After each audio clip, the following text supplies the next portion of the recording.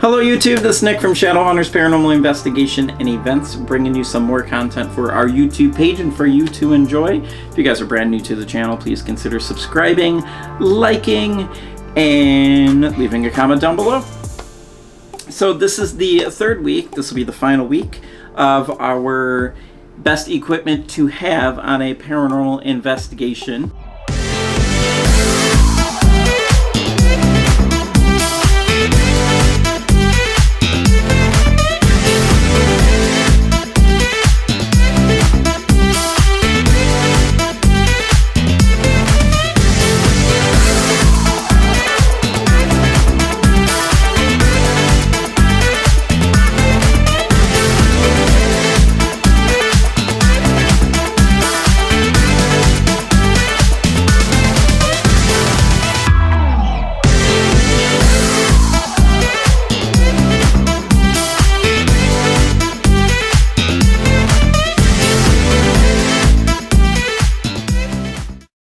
To kind of recap, the first week we talked about the Boo Bear and we also talked about the REM pod. Our second week we talked all about the 2 millimeters that there are. Now we also talked about the digital voice recorder, and we talked about the importance of how you need to have it quiet all the time while you're doing a EVP session. Actually, technically you should have it quiet the entire time you're on a paranormal investigation. You want as much quiet as possible. And then we also talked about the importance of always having your phone on airplane mode. I cannot discuss that enough. Just always make sure that your phone is on airplane mode. Today, I do have some really cool equipment that I will show you. And one of the pieces that I have, you can actually make from a hanger, a metal hanger. These are dowsing rods.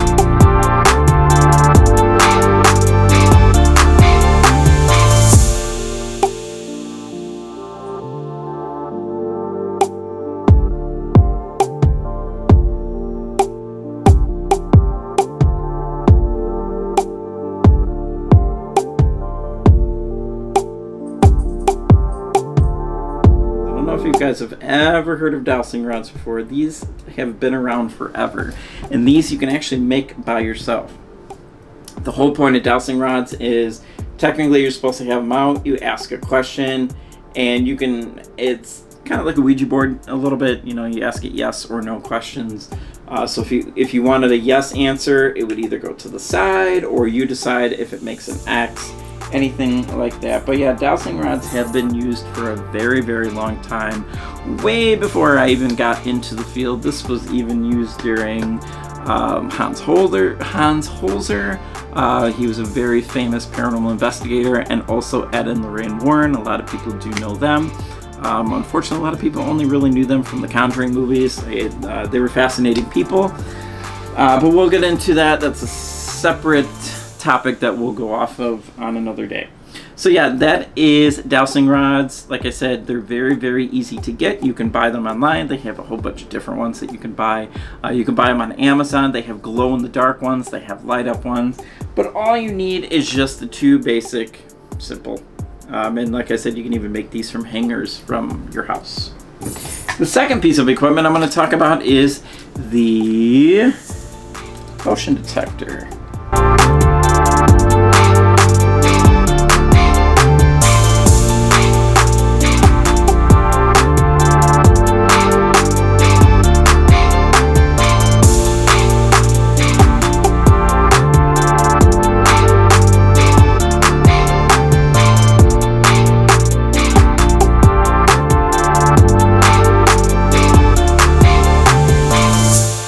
So the motion detector, it's a very good tool to use.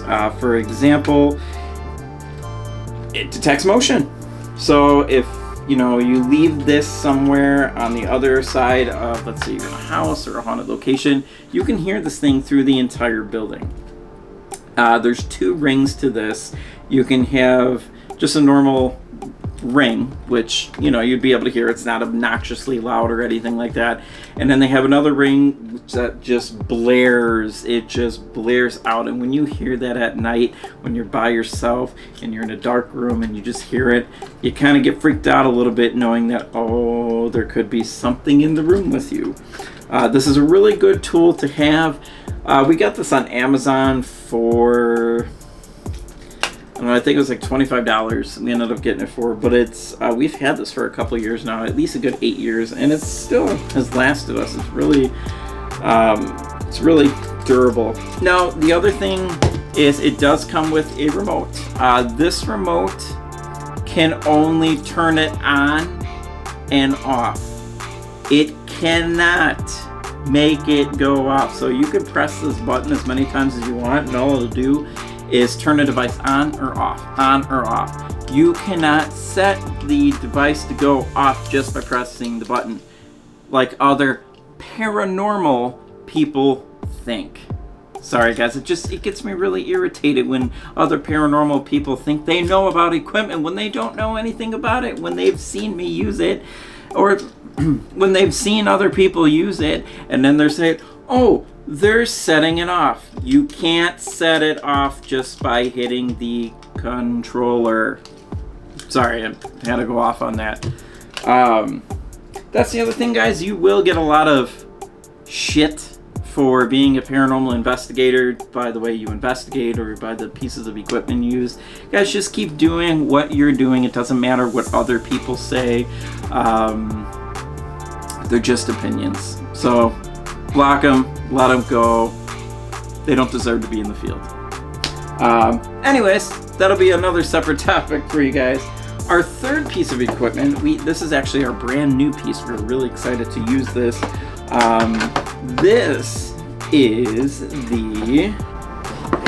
This is a thermal imaging camera.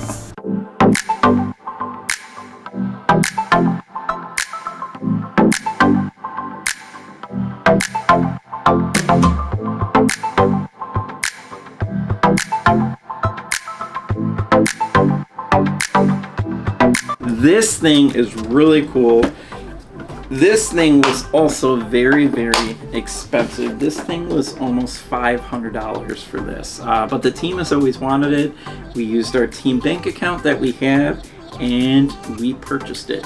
What's really cool about this is I will show you guys an example. It's loading right now. This one is by Top Don, so this is a different brand. A lot of other people, they like to use the FLIR camera, or the FLIR camera. So there's different cameras that you can use. I thought this was a great tool because the other one was super expensive. They wanted like $800-900 for this, but this does the same thing. So if you see, as you can see, there's my face. It is in heat vision, so you can see anything that happens. And what's really cool is you can actually put your handprint on something, take it off really quick, and this will recognize it because of your heat source that was on, because of your heat source that you had put on the wall. This is a really good tool to use in the paranormal, especially if you are in a dark place and you can't see anything and you have this in front of you. You can see and kind of see if there's any hot or cold temperatures, or you might even see a figure in front of you. People have been known to see figures that are on the thermal imaging camera. Like I said, I had gotten that from Amazon. It was about $450, about $500, I think, with tax. I'll post the link below so you guys can take a look at it if you guys do want to take a look. All right, our next piece, I know I said there was 3, but there's actually 4, and this is something you do need. You need a video camera.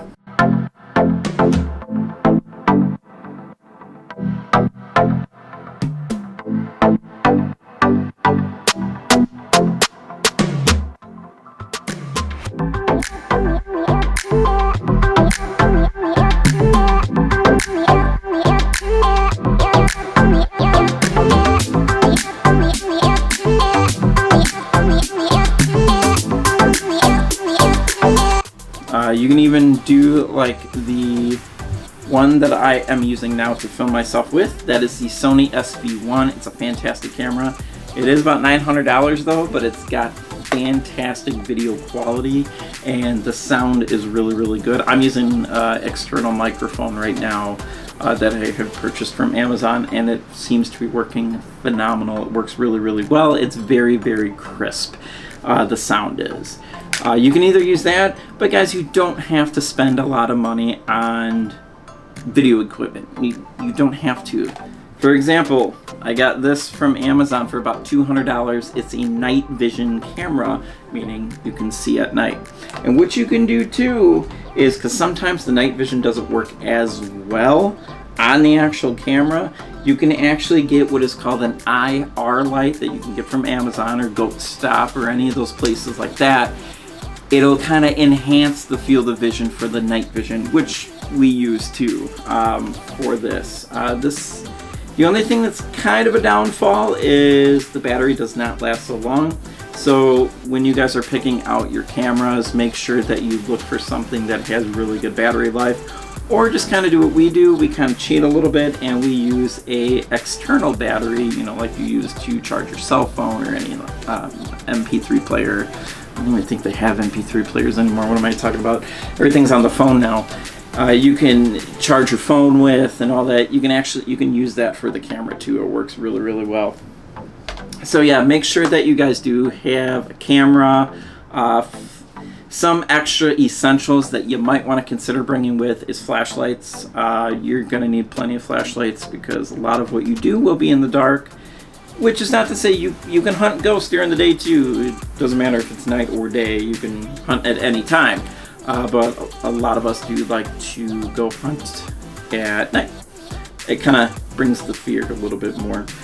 So always make sure that you guys do have flashlights with you. Make sure you guys have extra batteries with you. Batteries are very important because spirits or ghosts can drain the batteries. We have had it numerous times on our equipment, and we have had it numerous times even on our cell phones and our own personal devices.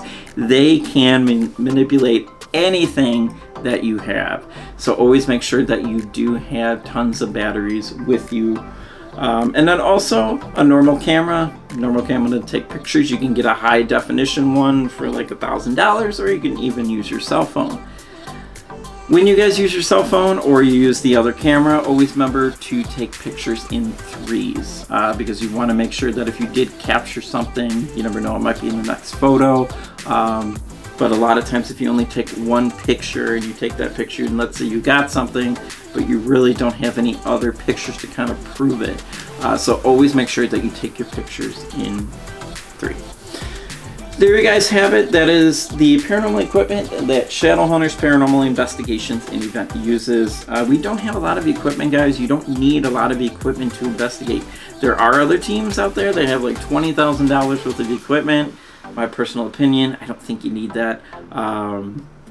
So all you need is just your basic paranormal equipment. If you guys do have any questions about paranormal equipment, you guys can always comment below, or you can email me at nick@shadowhunterspara.com.